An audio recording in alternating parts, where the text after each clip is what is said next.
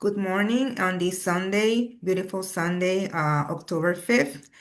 We are the G100 Club Youth Engagement Wing, and we are presenting uh,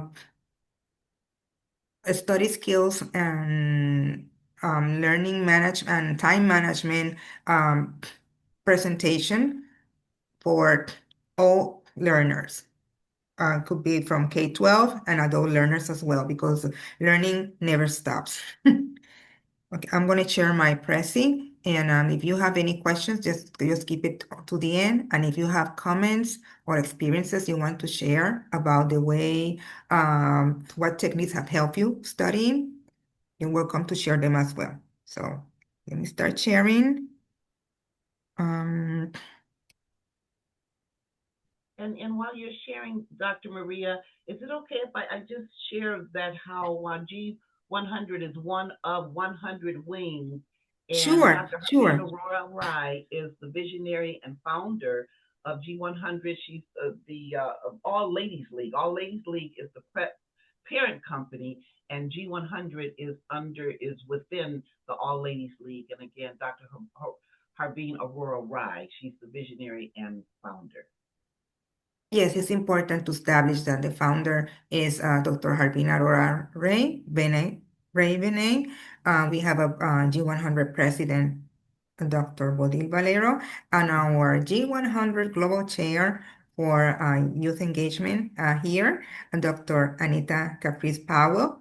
We have members of the G100 Youth Engagement, Mr. Guillermo Reina, USA Global Chair Advisor, Jeannie Ambassador Excellency Jeanine Steele, who is our G100 um, Global Advisor, UK country chair. Country Chair, UK Country Chair. So we're going to start. So this video is going to be uploaded in YouTube. So those of you who are missing this information, or those of you who would like to replay it, it can be accessed through the E100 Youth Engagement YouTube channel, LinkedIn, and other social media outlets. Okay, let me start now.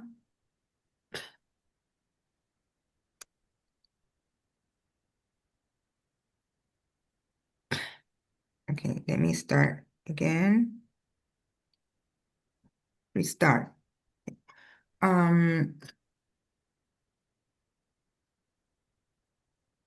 Well, study skills are important in order for us to be successful, whether we are learning a life skill like driving or a recipe to be cooked, or we are getting information to get an academic degree. We need to find out what are the best ways that help us learn.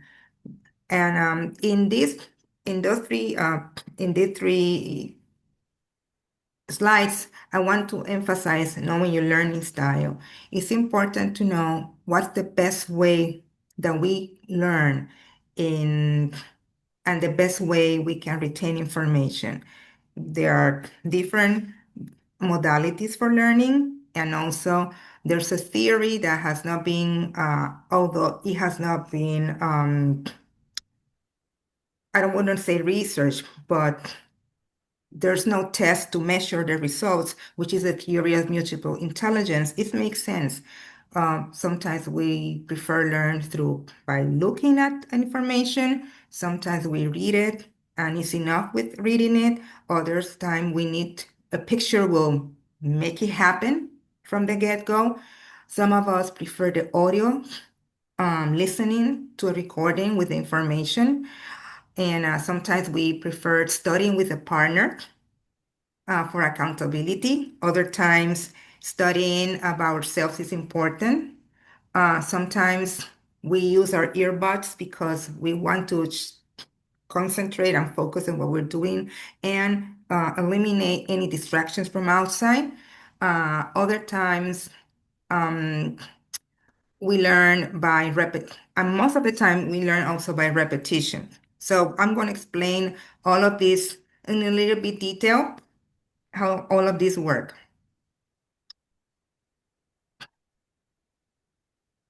active learning techniques. So let's go straight to what are the active learning techniques. I can't believe this. You're in my cat. Um, um,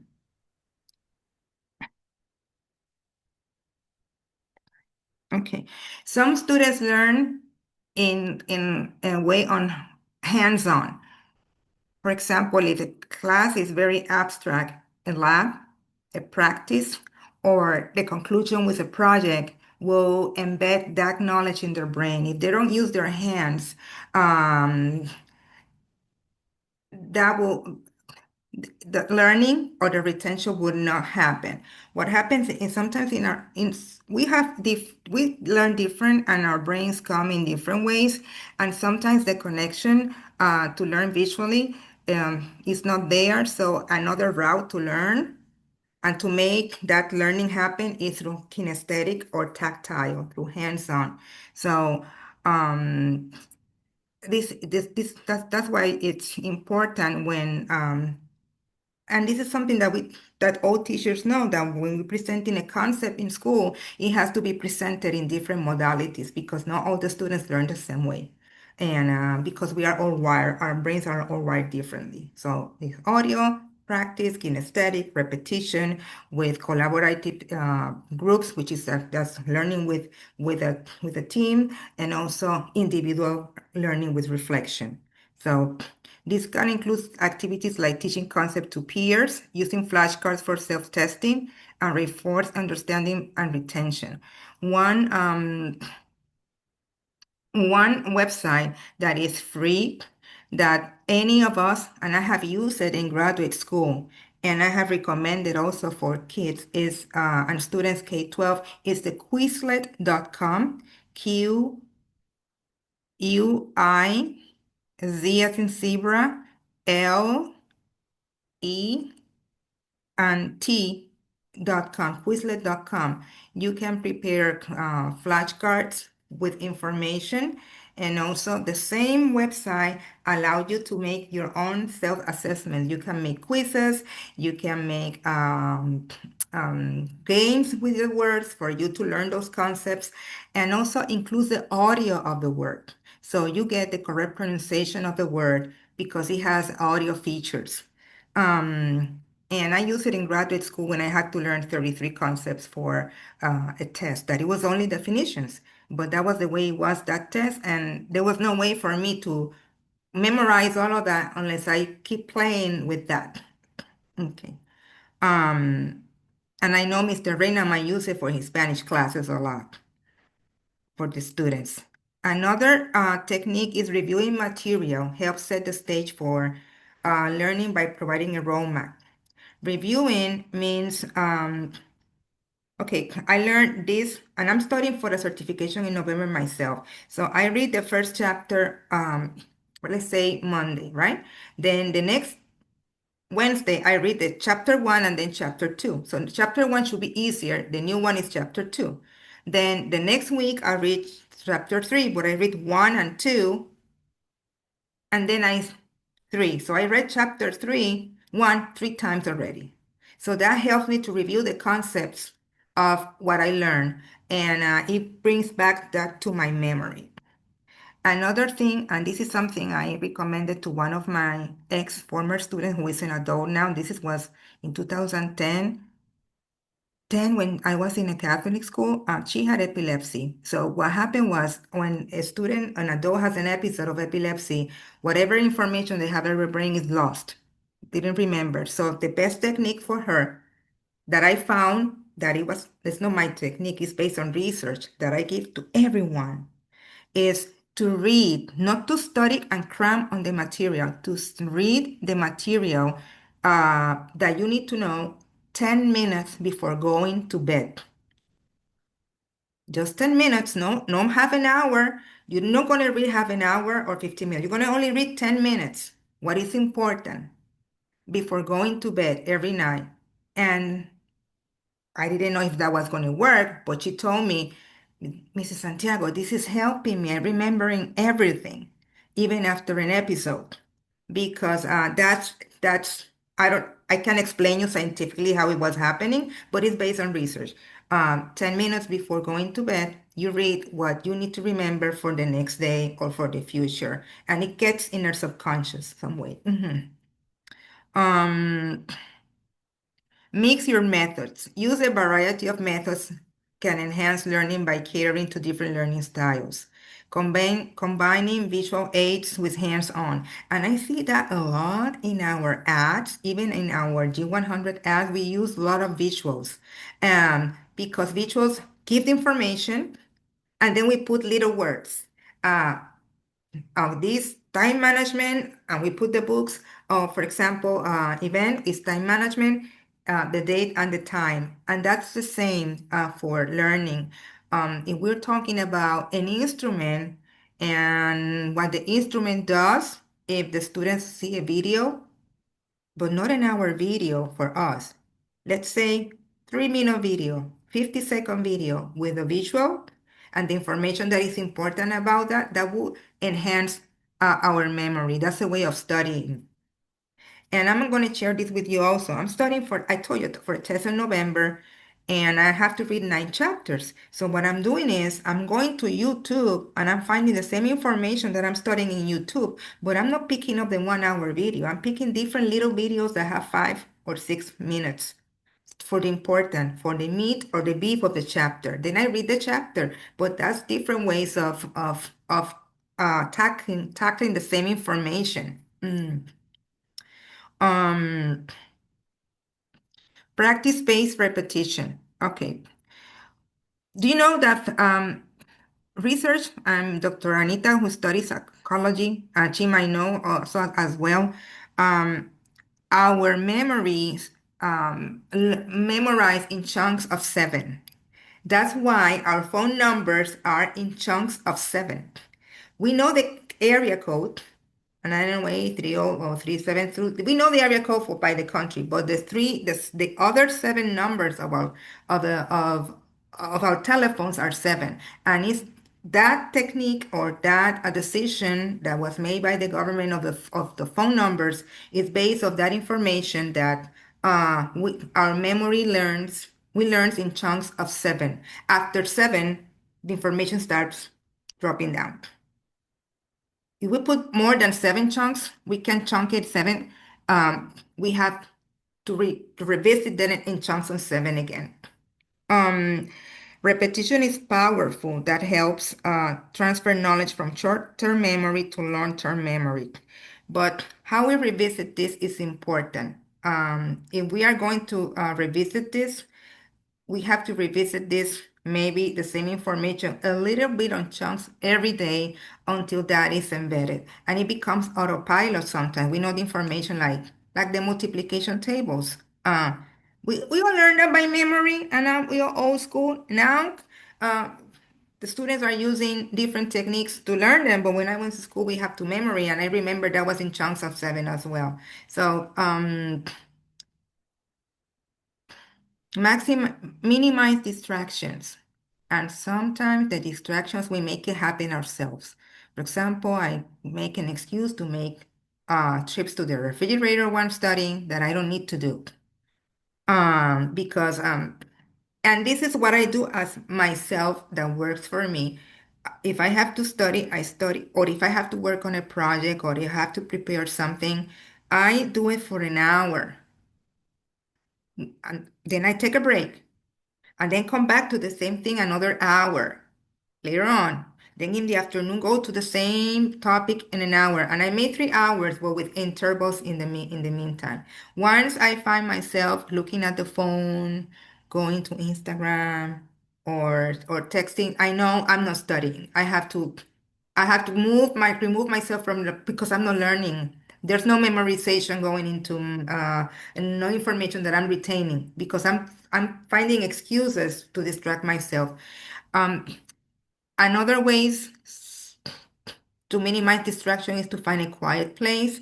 And if there's no opportunity to have a quiet place in the environment that we are, because we don't know what environment we are at that moment, it will be very beneficial to use earbuds to reduce noise and to minimize the distraction to be focused on what we're studying. That involves productivity. Um, Using apps to block distance, distracting websites, and trying to put the phone away. Active learning techniques. Oh, no, going back because,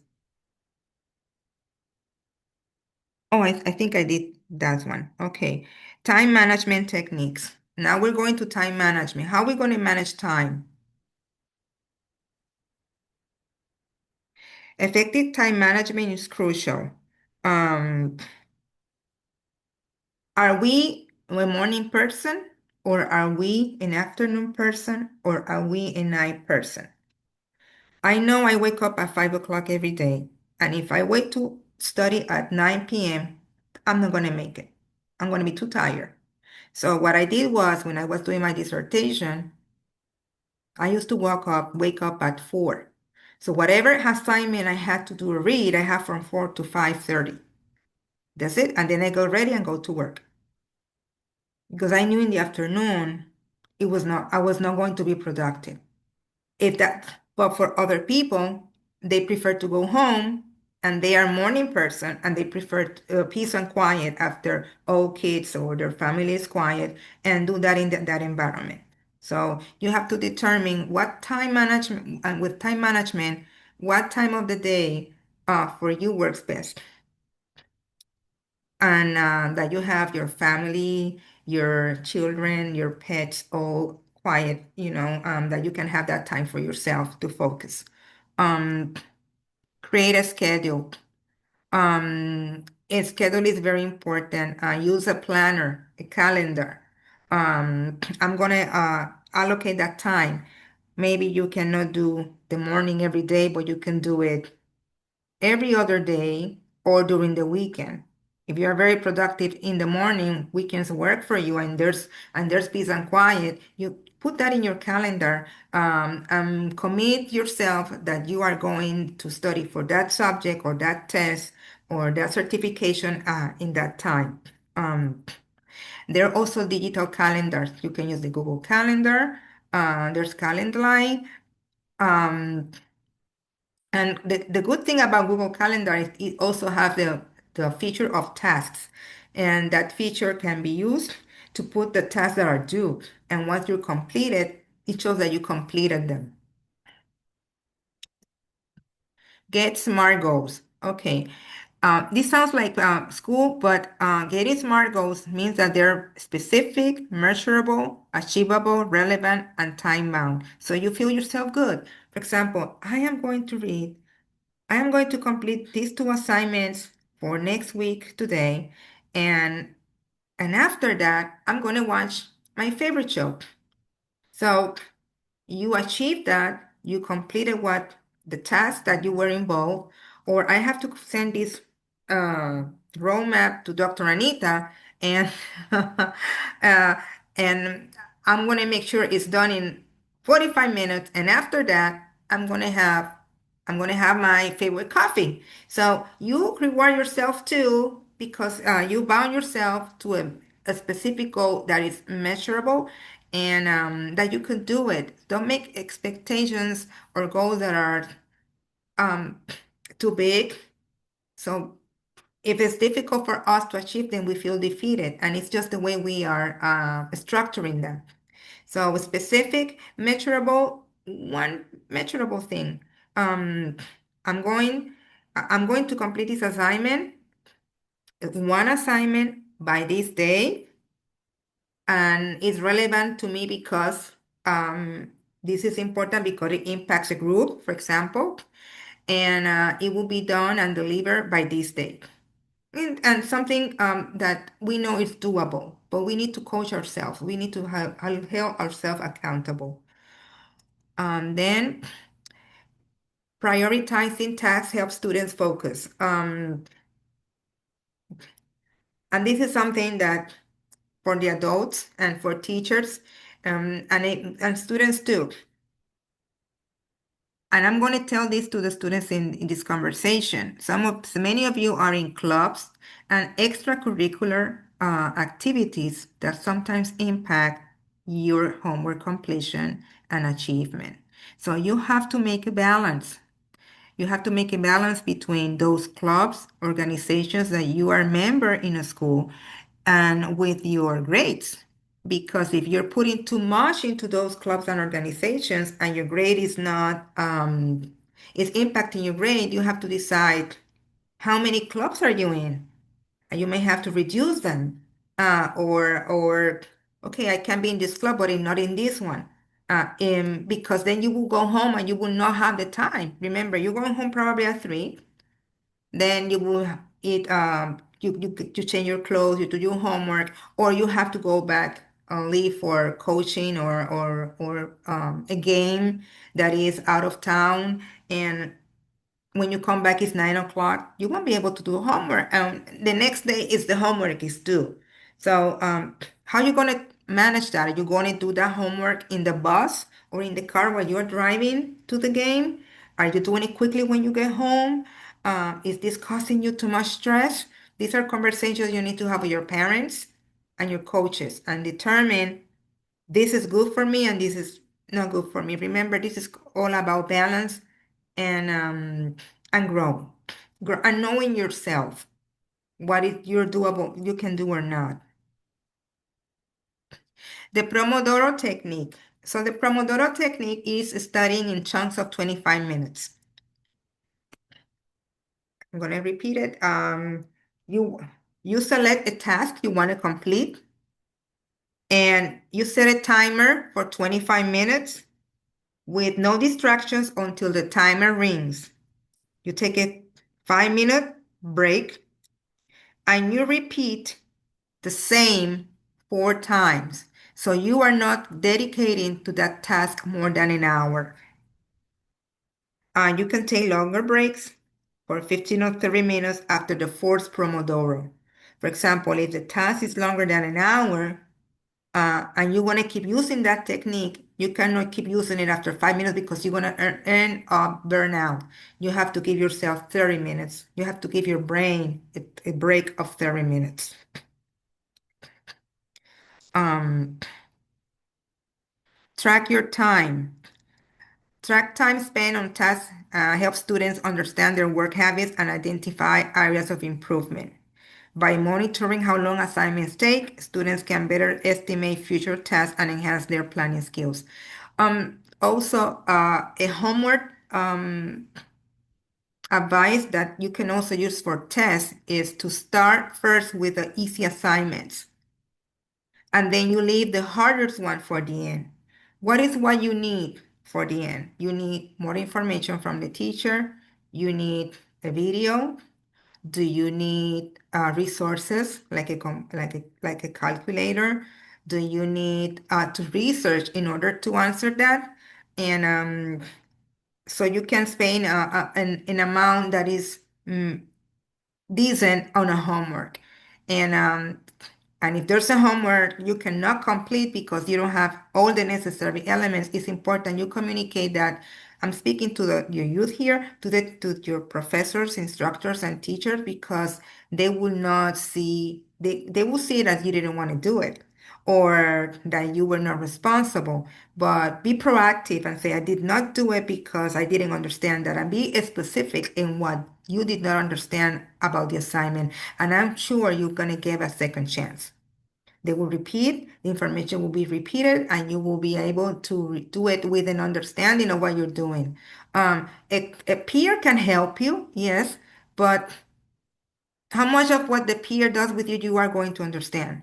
You don't want to copy someone else's homework or to rush it out, because what happens is those concepts are building blocks. If you don't understand the foundation, the complex they get, the difficult it will be for you to understand a higher level, uh, I would say, information from the concept that started before.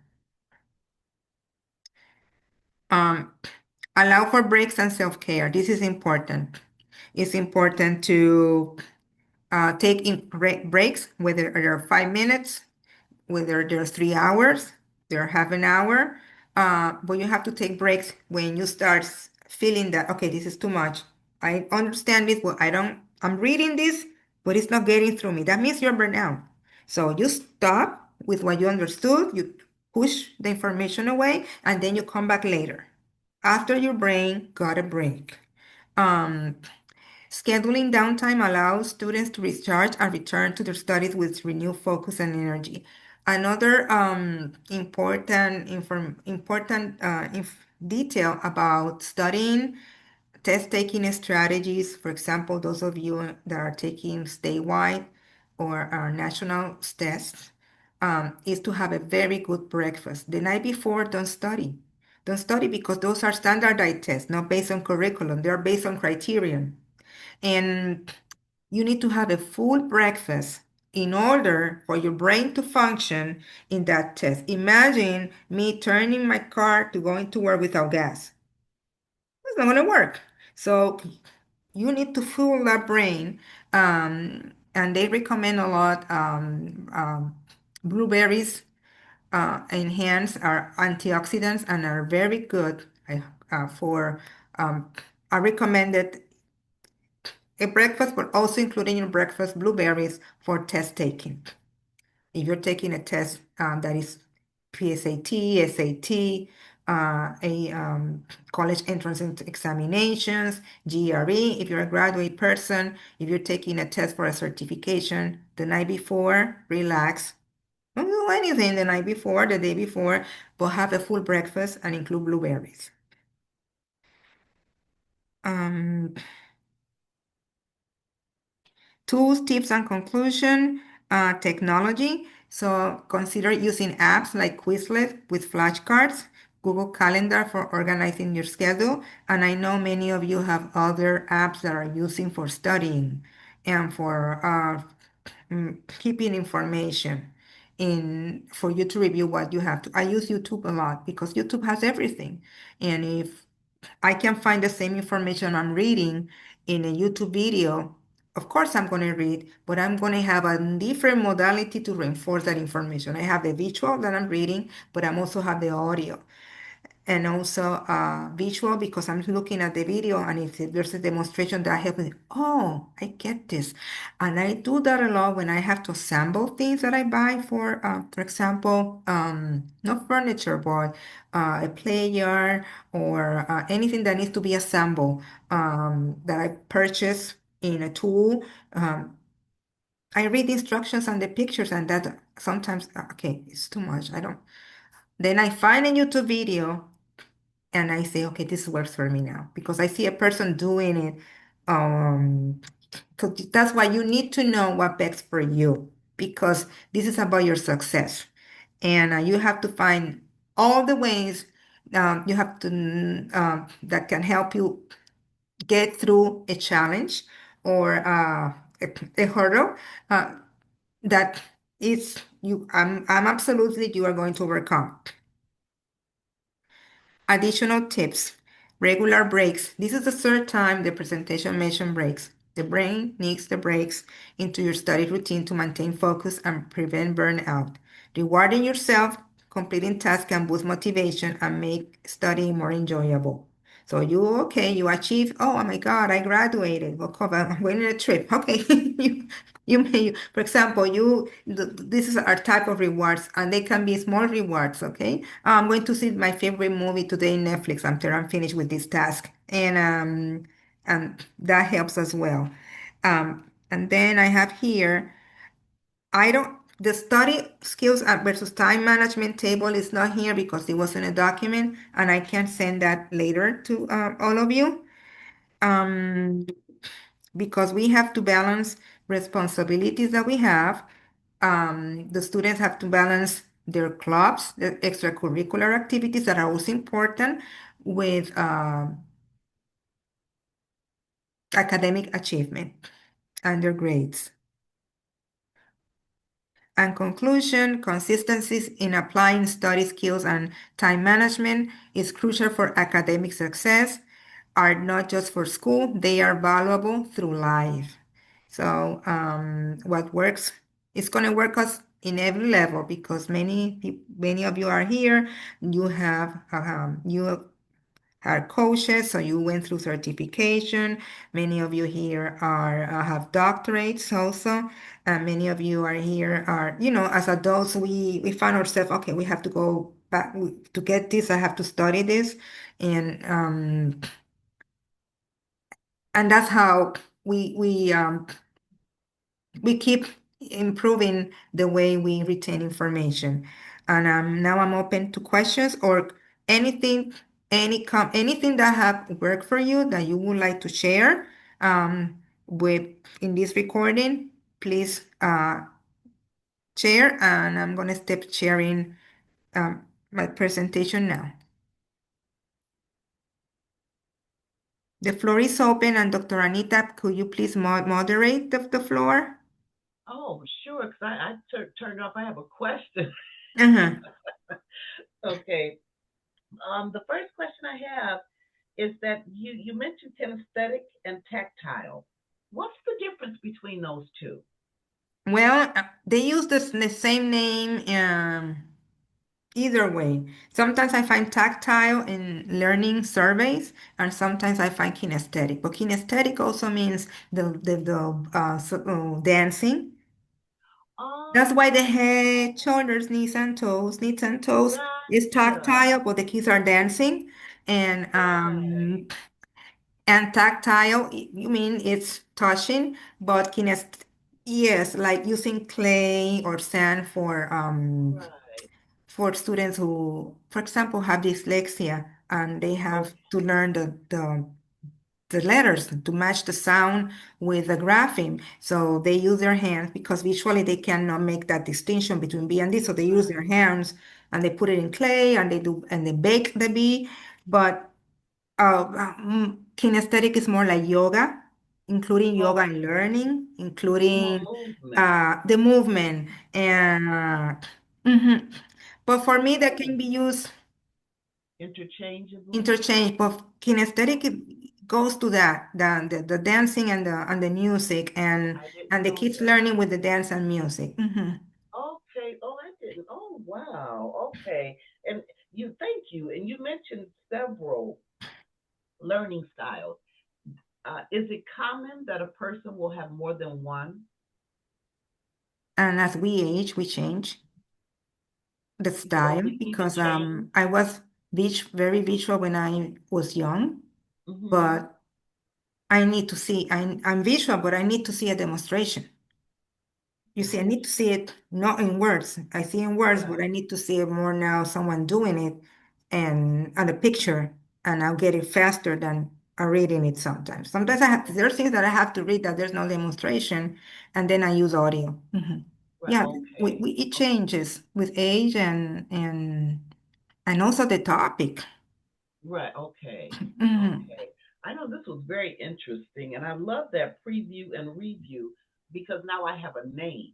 Because I'm working on a spoken word that I'm going to be doing this month in a couple of weeks, and that's exactly what I've been doing. Do one poetic affirmation. Then when I go to the second one, but I go back because Michelle is helping me. I'll go back and do the other one, and then do the second and all that stuff. So now I know the name. I didn't know there was a name to it. So what I'm doing is previewing and reviewing. That's Yes. the method that I'm using, and I didn't know. So Mhm. that's really cool. Okay, so yeah, thank you, and I love the blueberries. So I'm sharing all this with my grandchildren. You said Mhm. three. Oh, he's on the phone. I thought you said three. Okay, so you want me to moderate? Okay, so I don't want to hold up the floor. Anyone else have any other questions? Is that what you want me to do, Dr. Marie? Yes, bless your Yeah. heart. Okay. Dr. Guillermo, he shared edpuzzle.com, wayground.com, and goonoodle.com. Can you What was that explain? last one.com? Go Noodle. Can you explain, Dr. Guillermo, what each one does? Sure. Thank you, Dr. Santiago, for the presentation. Thank you so much. And the videos, yes, there are some videos that Ed Puzzle is working now many years in getting the video with questions and getting that YouTube video where students need to watch the video and then answer some questions from the video. So, and our school has the license, so it is like unlimited content that you can download. You can create your own questions, or there are so many people who has created not only in the school but in in the entire world, in the entire United States too. So you can look for, I need a video on this topic, and then it will show the video, and then you will see the length of the video with the questions. You have 10 questions, you have 5 questions, uh, 20 questions. So, and also the length. But it's interesting because the student, they need to be watching the video and at the same time paying attention to answer the questions. The way ground used to be quizzes.com. You explain Quizlet. That's great for flashcards games. Quizzes is a little more elaborate because you can create assignments, lessons, and you can differentiate. For example, if the quiz has 4 choices or multiple choice, I can go to the student name that previously the student has registered in my class, and then I can lower those options to 2. I can increase the time of the question for that students for each questions. If it is 30 seconds, I can give a student 1 minute, especially if their IEP or a 504 or any special accommodations or modifications are required for that student. I'm going to make sure simple things like text to speech. The program can also read the question to the student. The student also, I can increase the font or do color coding for the student in the question. Avoid the music. Unlimited tries, 2 tries, 1 try, 3 tries. So, and then finally, go noodle. You were talking about movement, Right. and I know that this may seem like no, but I'm not going to do that in 9th grade or 11th grades. And believe me, they like it. I started to using it because it's more like things that you may consider like no, that's for middle school or elementary school, but the students had fun. In Go Noodle, you can go and find breathing exercises, kinesthetic, motorist, and then I remember that I used it, I think, last week. So, okay, guys, let's make a line. We make a line in the classroom, a straight line. I am in front, and then the video is guiding you. Like, if you are more like a spoon or fork, so you are more like a spoon, you move to the right. You are more like a fork, you move to the left. And then you do something with your partner. And then he asks you more like, are you more like a winter person or spring person?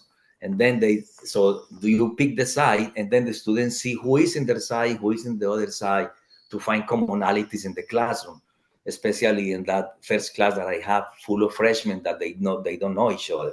So it allows to find commonalities between them. And I want to say also about eating before the test.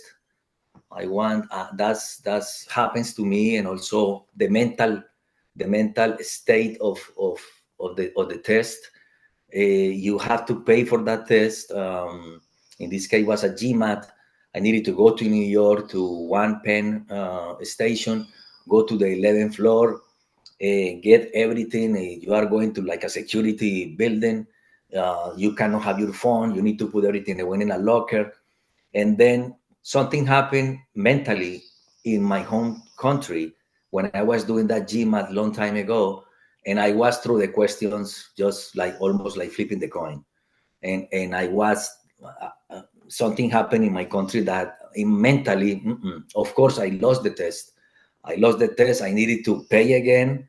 I needed to reschedule it again, and I needed to go back over there and be with myself, be really present in that test, sleep well the night before, and have a good breakfast, and do a lot of practice. Also, do a lot of study guides, and of course, I was now for the second time. I was familiar with the building.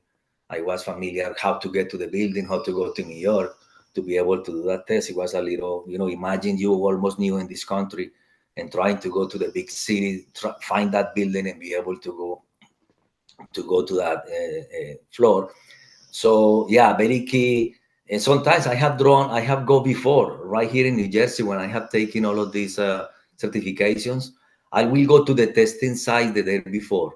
And I like, I am not too much familiar with, with the, now I am, but years ago, I will go and see, oh, okay, this is the testing site.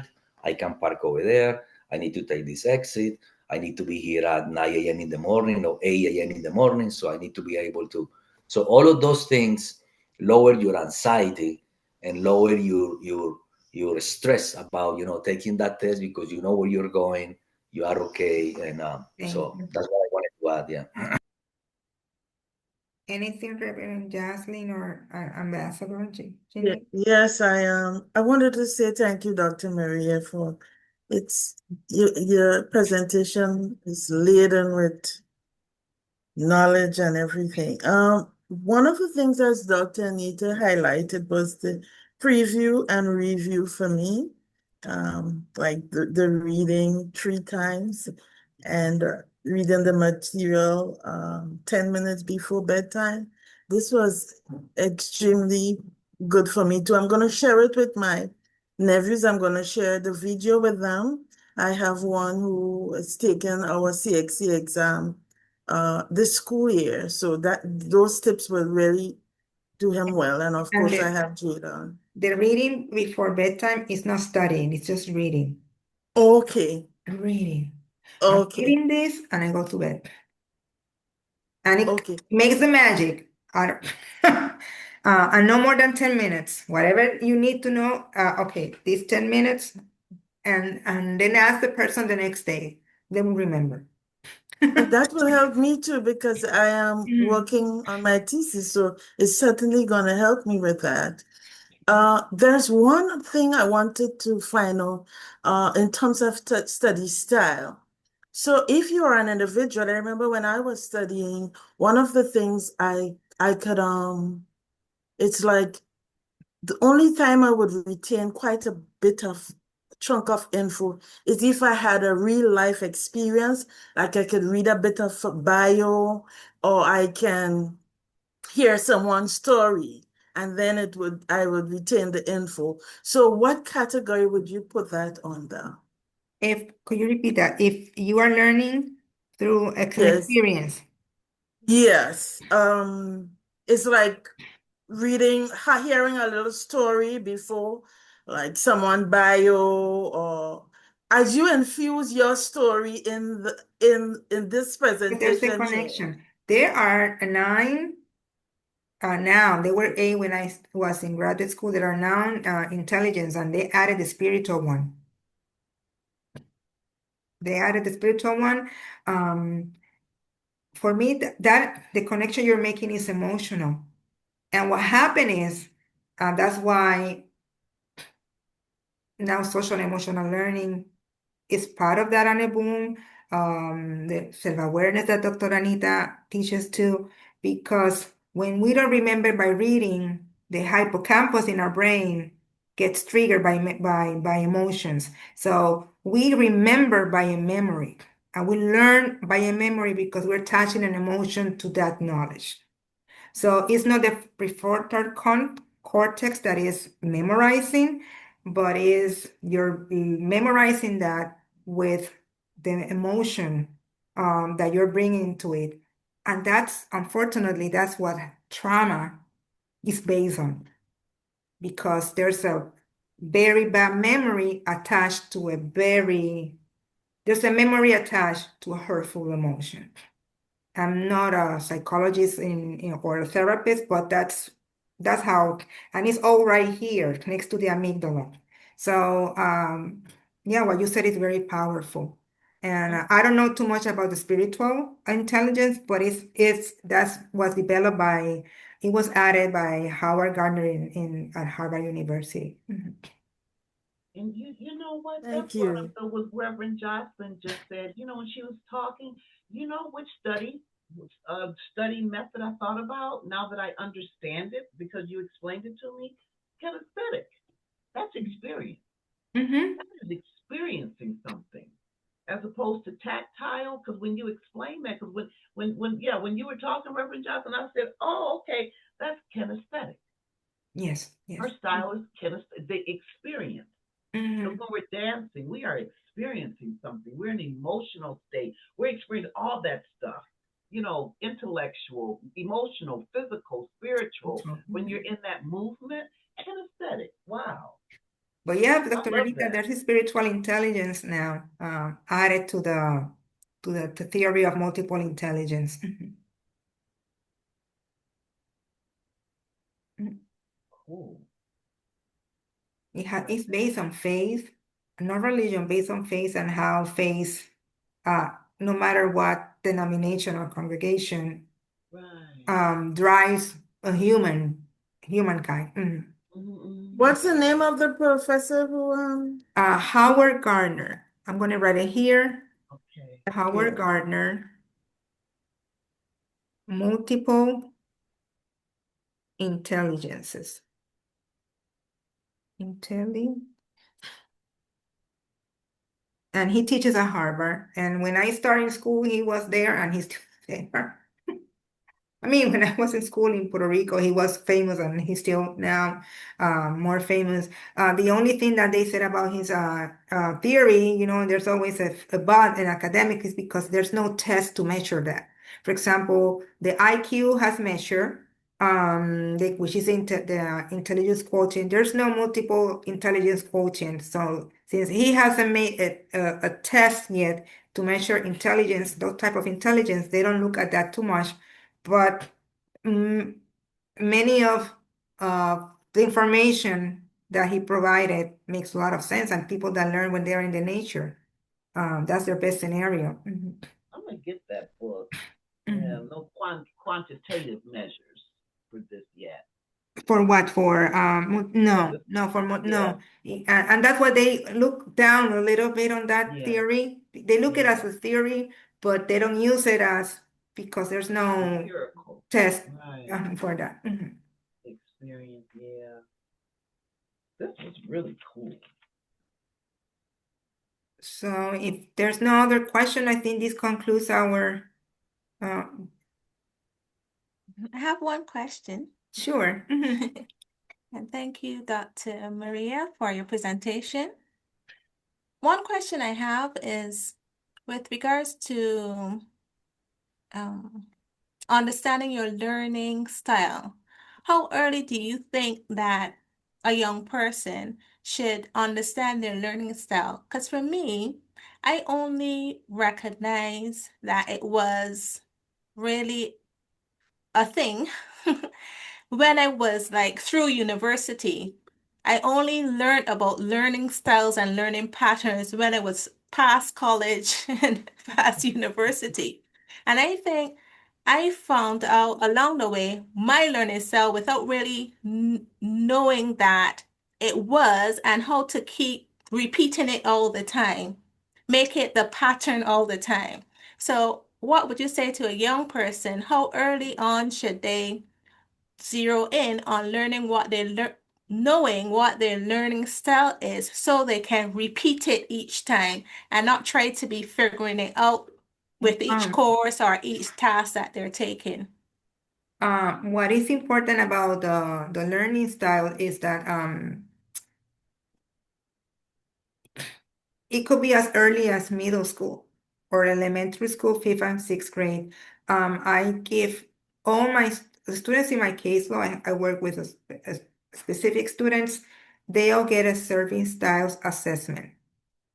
And according to the scores, there's a result, and they let them know. Sometimes it's combined. Sometimes they have visual with kinesthetic, or audio with visual. And then at the bottom, the assessment says, these are the strategies you need to that will benefit you more for studying according to these results. And it could be as early as fifth or sixth grade, because that empowered the kids. And it's funny because when I asked them in 11th or 12th grade, what you learn best? Oh, I learned best when the teacher go over the explanation or when the teacher does a demonstration or does a hands-on. I learn best when I am by myself and I use my earbuds. So they're learning that before they go to before they become adults. Because even if they don't, even if they enter into the workforce, they're going to take trainings in those jobs, and they are going to have certificates to pass in those jobs as well. So they need to manage that. And one more thing, there are so many, and you could Google learning styles assessments, and there are many online that you can share with your families, with your children at home, with other educators.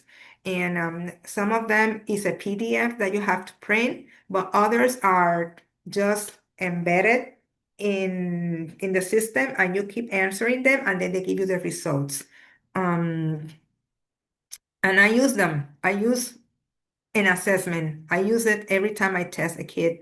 And when I have a meeting with one of my students, I give it to them, and sometimes they tell me, I knew these results already. These kids have a different chip now. Mhm, mhm. But that will be helpful, and I hope I answered the question. Oh, yes, you very much did. Thank you so much. And because I was going to ask you too, where would I find the assessment, but you answered that. So I'm going to actually go and do You the could look research at, to you could put learning style survey or learning learn. style assessment, and you're gonna find many, and you have to choose the best, the one that you think is more comprehensive, Okay. Okay. Thank you so much. and they're free. Mhm. Okay. Um, so Dr. Anita, would you like to conclude? You're as our chair.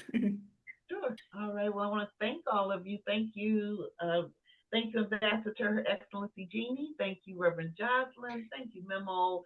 And of course, Dr. Maria. And we see Joshu Jaran. He or she has joined us with the mute. He's on mute. He or she is on mute. I want to thank Joshua is my nephew. That's the one I said have exams coming up this year. Okay, well, thank you so much for joining us. And this will be recorded. It is recorded, so you'll be able to watch the replay, right, Mhm. Reverend Dr. Maria? And of course, Dr. Maria, thank you so much for this invaluable information. I wrote my Wow. notes. I took notes, yes, ma'am, because I knew I was going to get plenty of information from this. So I want to thank you, and I want to thank all of you. And those that of you that are watching, we want to thank you. Want to thank you for sharing your energy with us. If you watch the replay, if you're interested in joining our G100 Youth Engagement family, please reach out. You can email us. And what's the Jeannie? If you could give the email address where people can reach out if they'd like to join. So our email address is g100youthwing@gmail.com. g100youthwing@gmail.com. Thank you so much. Thank you so much. And of course, we want to thank our beautiful sister, visionary founder, Dr. Harbeen Aurora Rai, for just creating this whole structure and organization. And we thank our 2025 president, Odia Valero. All right. So thank you guys. Good seeing everybody.